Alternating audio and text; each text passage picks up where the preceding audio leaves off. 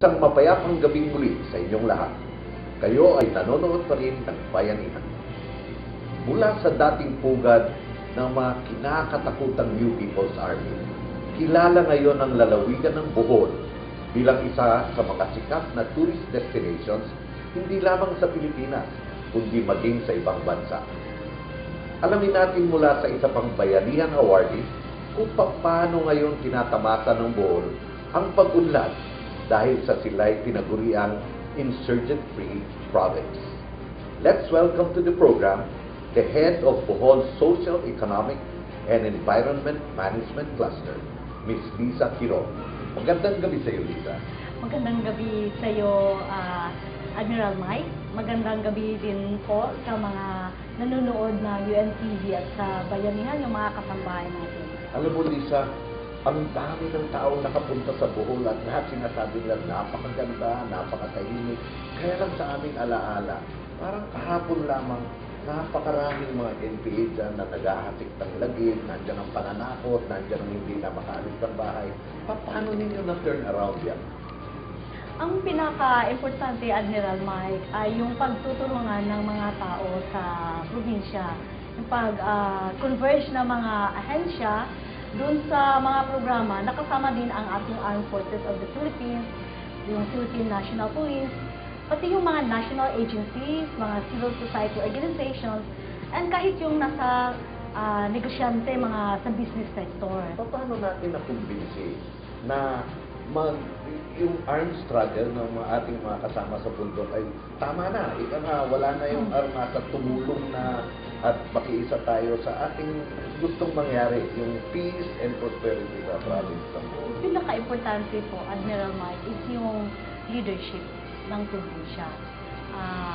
With the leadership of our governor, si Attorney Edgar Chato at saka yung Vice Governor at mga membro ng Sanggunian, sumunod din kami sa tugon ng Presidente Pinoy, yung inclusive growth, tuwid na daan. Kailangan na share yung vision. Importante din na maintindihan namin kung paano ba yung problema ng mga tauhan lumalabas at naging item na na-exploited ng mga CPP, NPA o yung mga armado. Alam mo, Lisa, yung kagustuhan ng isang mapayapang bayan, hindi lamang mga Boholano ang may gusto yan.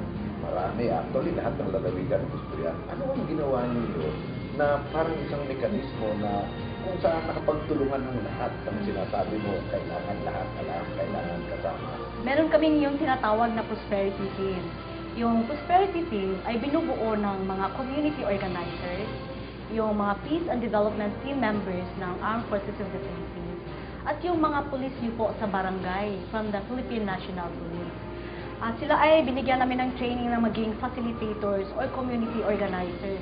Pumupunta sila doon sa mga lugar na may problema at nakikinig sa mga tao, nag-facilitate ng mga dialogues, consultations, then immediate yun. Dahil sa mga prosperity team, immediate yung response. Importante yung empowerment. So, nag-organize din kami ng mga volunteers up to the purok level para mabigyan ng tugon yung poverty reduction na core ng agenda ng vision ng development ng Bohol. Napakaganda na iyan ay pinapakita natin sa mga local tourists at mga foreign. Yes.